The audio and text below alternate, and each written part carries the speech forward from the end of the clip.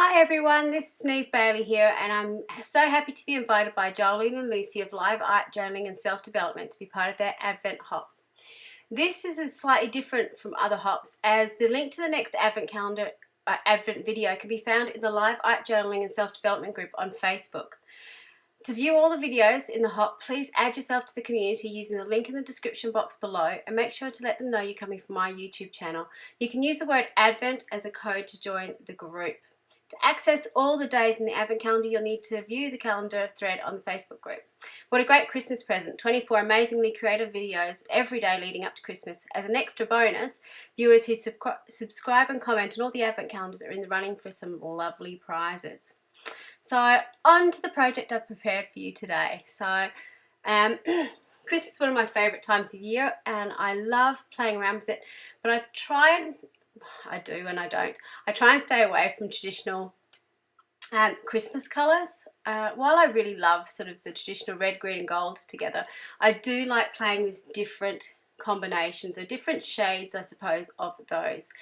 So in my vast stash of stuff, I've got a whole heap of Christmas papers that I really don't use very often because I'm more into art journaling these days. I tend to go and grab my paints first and foremost, but so many of us are scrapbookers and card makers and have access to beautiful papers that I thought it'd be a really great way to use up my bits and pieces I've got to create a really fun background for my page. So the scrapbook papers you can see are very old. They're actually from Basic Grey, which is my favourite scrapbook company back in the day, from their line called Dasher, I think. And they had these beautiful sort of soft greens, turquoises and blues. And obviously the signature thing about Basic Grey was they were always sort of aged and grunged up a little bit, which I really loved. So I'm just tearing them up into small squares and overlapping them on my page with some vintage text. This is it's a French poetry book that I had a friend send me, so just some vintage paper, and you can see it sort of blends in with the colour of the page. Now you'll notice I started gluing the papers down at the very top of the page, and then I suddenly realised that I really need to start them from the bottom so I could overlay the pieces and they wouldn't be, so you could see the torn edges. I'm being very, very generous to my matte medium as I'm gluing this down because these papers are thicker than normal. Most times in my art journal I tend to glue down tissue papers or napkin papers or much thinner paper. So scrapbook paper is that little bit thicker, so you just need to be aware that you need to probably add a little bit more glue as you're going along. By gluing over the top and putting the other papers over the top of them, however, that sort of helps anchor all the pages down. So you can see me going back and sort of filling in some little gaps, making sure I was really happy with the page as it was going along. If there was anything I sort of needed changed up a little bit, I'd go back in and fill it up. So now I'm just going in and drying off the page. You will notice me sort of bending the page and making sure that everything opens and closes okay as well.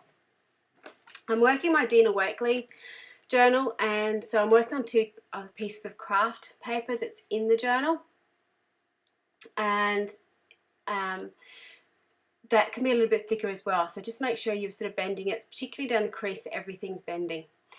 Now I'm just going in to blend all the pages together with a little bit of gesso, and I'm using the brush that I had the matte medium on anyway, so it's sort of, you can see it's quite soft in the background. I don't want a white page, I want to see all the colours, but I want to sort of blend them all in together. And I've also gone over with the stencil and just wiped away some of the gesso so you can still see some of that pure colour peeping through as well. Now I did something I don't usually do. I actually left that overnight to dry. You can certainly use your heat gun on it, that's what I tend to do anyway, but I did find that because I'd used more matte medium than I usually do, I just wanted to make sure that everything was nice and dry before I started doing my next layer. So for this, I wanted it to be sort of like country patchworky type artwork. I didn't want it to be realistic. I wanted to be very simple figures, and I was inspired by to come up with the idea for this page. I was inspired by Christmas Carol lyrics. So I wanted to have some angels on my page and have angels with head on high as my focus. So I wanted to create some angels, but I wanted them to be more ordinary, everyday angels. So I decided to sort of draw out these really simple shapes.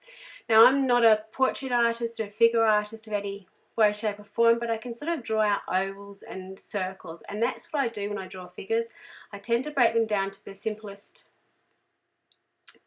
shapes that I can, and I'm no good at drawing hands, so you'll find in a lot of, if I'm drawing bodies on my figures, I tend to have their hands behind their backs, so they're just standing there with their hands behind their backs. This is going to be a mixed media piece in the end, so you can see I've got some of the metallic distress crayons to colour in the wings, and now I'm going to add in some other bits and pieces. So I wanted them to look sort of very country style artwork. I don't know the correct term for it. Hopefully you know what I'm alluding to. So I'm again going back to my scrapbooking stash that I have, and this is a paper from Basic Grey, using this in the same range as the papers I used in the background. It sort of had two colours. You can see the same colours, those greens coming through, but some of the papers sort of went more blues and some of them went the red greens. So I thought I'd use some of the red greens over the top to help my images stand out a little bit. I'm going in and painting some of the figures as well. I didn't want to get rid of the background. I wanted to use those as some of the clothing, but I wanted to sort of make the shirts and so on stand out a little bit.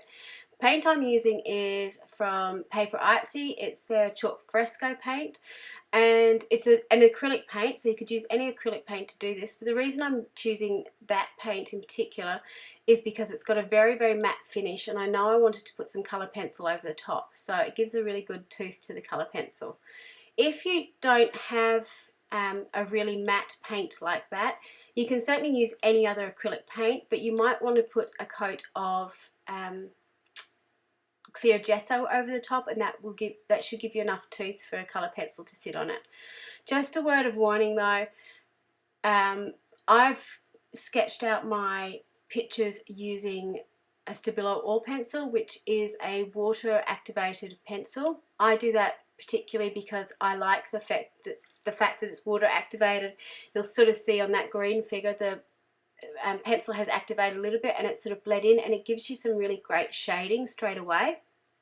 So I've just wiped off some of the excess paint so you can see some of the collage papers from underneath. I wanted it to be a little bit more transparent. So I use the water Stabilo oil pencil because I know it's going to blend in and give me some of that shading straight away.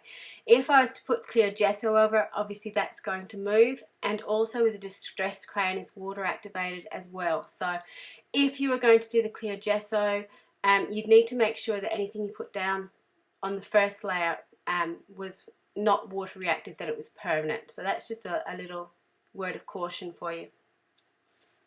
So I'm going in and I'm pasting down the lady's apron. I was going to say napkin. Apron, and gluing it down. And while I was doing it, I thought the green figure needed something. So for another piece of paper, I fussy cut out these two flowers to stick on as well. So I saved you the image of me cutting it out. But it came from the same paper range, so it's another scrapbooking paper, and you can see how that really sort of adds to the page. And again, you can see me going back and bending my page to make sure that everything is sitting flat, or everything's not going to pop off when I close my page, everything that's glued down okay. Just going back in with my Stabilo oil pencil to add some shadows to where I'm going and what I'm doing on the page. And now I'm going in with my colour pencils. So you can see the Stabilo oil pencil is a very creamy, waxy type pencil, and you can see it's moving with me shading with the other colour as well. And it just helps to add in that little bit of darkness without you having to do much. You don't need to you know, do lots and lots of shading, you've got that little area and it will shade for you. So you can see the same with the blue, it's sort of bringing in those colours and helping to shade it up and make it look a little bit more grungy and a little bit more three-dimensional and popping out of the page somewhat. On the collaged images, so I'm just putting in a little bit of brown and some of the beigey colour again, just to blend it in a little bit and to make it look like it's deliberate. It outlines the areas and just, I think personally, finishes it off a little bit. So you certainly don't have to do this, but I enjoyed doing it. It was, I suppose, adding my, even though I'd used cut out pieces of scrapbooking paper, it's kind of adding my hand to it as well, so making me feel involved in the process somewhat. With the cut edges, I'm also just going around with a little bit of the dark black and brown, just to hide those really obvious white edges, to make sure it looks sort of blended into my page. So now I'm going in and painting the faces, and you'll notice again with the faces, with the Stabilo or pencil, it's going to sort of blend into the page. You can sort of see that darkness coming in, and it's a really great way again to get that shading on your page.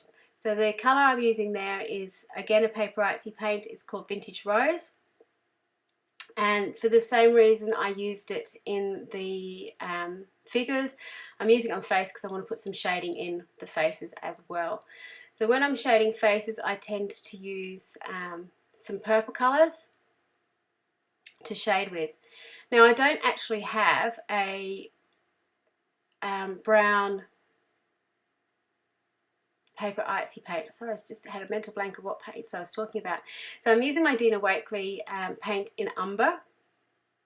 And I don't know what, I think it was a brush I chose for this, and because it's slightly glossy paint, and obviously because the background is sealed, it actually gave this beautiful hair-like texture, because you can, in a close-up hopefully you'll see, it's scratched into the paint somewhat, so I got this beautiful line-like effect without having to do much.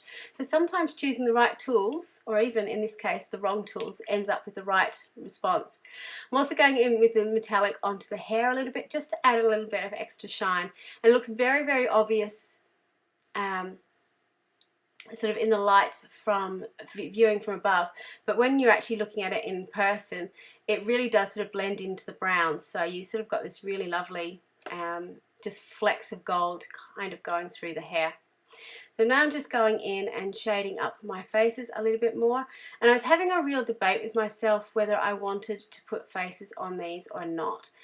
In the end I did. I'm still not 100% sure if that was the right way to go. I really quite like them with their blank faces, but I put on their cheeks, and once I put on the cheeks I needed to put in some eyes at least, because it made it look like their eyes were much lower on their face than they needed to be, so I kind of needed to balance it out. But in hindsight, probably I may have, if I did it again in future, I might leave the faces blank. So that's one totally for you to decide when you're doing yours. I also decided I want to put some halos above my angels, just to make it really obvious that they were sort of these everyday ordinary angels on my piece. And then I'm writing in my quote. Now I'm getting a little bit more brave as I'm writing. I haven't drawn out any lines, and it is a little bit crooked on my page, but I kind of quite like it, and it just adds to that effect. To write it on, I'm just using normal printing, but I'm just elongating some of the letters just to make it look a little bit more abstracty or uneven, I suppose, that it's not all perfect. Now as I was doing this, you notice I'd made a big blob over in the corner, so I just used a wet wipe to wipe it off. The great thing about working on acrylic paints is once they're permanent, so if you do have a mistake, you can usually wipe it off without too much effect over the final piece, which is really, really handy. You'll notice I also put a blob of paint as I was wiping it away down the bottom, so I had to go back in and wipe that off too. I think I finally work out that I put it there. So that's one of the reasons why I love working with acrylic paints. If you accidentally put a blob where you're not supposed to, you can fix it up fairly easily. Final thing I'm going in and doing is sort of darkening up the area and just giving it a little bit of grunge. Now, realistically, I probably should have done this before I did my writing and before I did everything else, but it worked in the end, and I'm actually applying the paint using a wet wipe. So it's kind of wiping it on and staining the page rather than actually painting it properly, but you can just, it just sort of adds into that overall effect. So this is a close-up of the final page. I had lots of fun doing this. I had lots of fun using up old scrapbooking papers that I haven't used in a while in my book. So thank you very much for watching. Please enjoy the rest of this wonderful Advent hop. I hope you enjoy all the next videos from day 11 onwards. And if you enjoyed this video, please, and you've subscribed to the group to see all the other ones, please go back and watch the videos from day 1. They're all going to be up there for you to watch. Make sure you like and comment on all the videos as well, and that will give you a chance to be in the running for a prize. Until next time, bye for now.